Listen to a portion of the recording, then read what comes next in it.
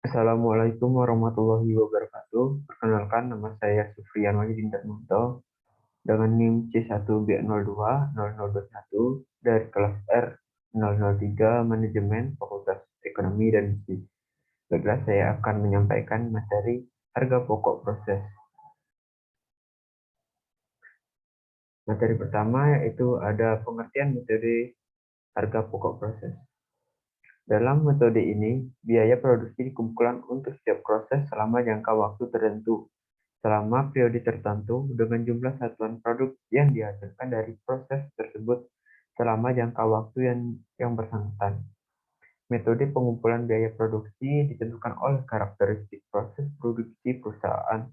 Metode harga pokok proses memiliki karakteristik tertentu. Yang pertama yaitu biaya dikumpulkan untuk setiap satuan waktu tertentu, misalnya bulan, tahun, dan sebagainya. Kedua, produk yang dihasilkan bersifat homogen dan bentuknya standar, tidak tergantung spesifikasi yang diminta oleh pembeli. Yang ketiga, kegiatan produksi didasarkan pada budget produksi atau schedule produksi untuk satuan waktu tertentu. Keempat, tujuan produksi untuk mengisi persediaan yang selanjutnya dijual. Yang kelima, kegiatan produksi bersifat kontinu dan terus-menerus. Dan yang keenam, jumlah total biaya maupun biaya satuan dihitung setiap akhir periode, misalnya akhir bulan dan akhir tahun.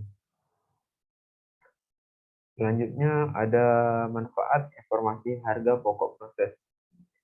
Adapun manfaat informasinya, yang pertama yaitu penentuan harga jual pesanan. Kedua, pertimbangan untuk menerima atau menolak pesanan.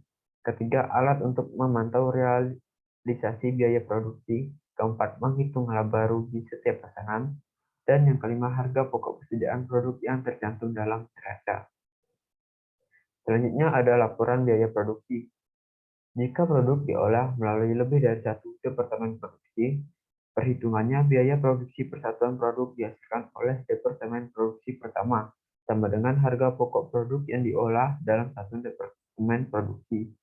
Perhitungan biaya produksi persatuan produk dihasilkan oleh departemen setelah departemen pertama adalah merupakan perhitungan yang bersifat kumulatif karena produk yang dihasilkan oleh departemen setelah departemen pertama telah merupakan produk jadi dari departemen sebelumnya yang membawa biaya produksi dari departemen produksi sebelumnya. Maka produk yang dihasilkan oleh departemen setelah departemen pertama terdiri dari yaitu biaya produk yang dibawa dari departemen sebelumnya dan biaya produksi yang ditambahkan ke dalam departemen setelah departemen pertama, di mana produk yang dihasilkan tersebut tidak sesuai dengan standar mutu yang ditetapkan.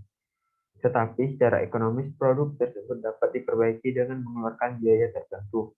Dalam hal ini perlu memperhatikan budget yang dikeluarkan untuk memperbaiki rendah dari nilai jual yang setelah produk tersebut diperbaiki. Selanjutnya yaitu pengaruh adanya yang hilang dalam proses. Pengaruh terjadinya produk hilang dalam proses terhadap perhitungan harga pokok persatuan.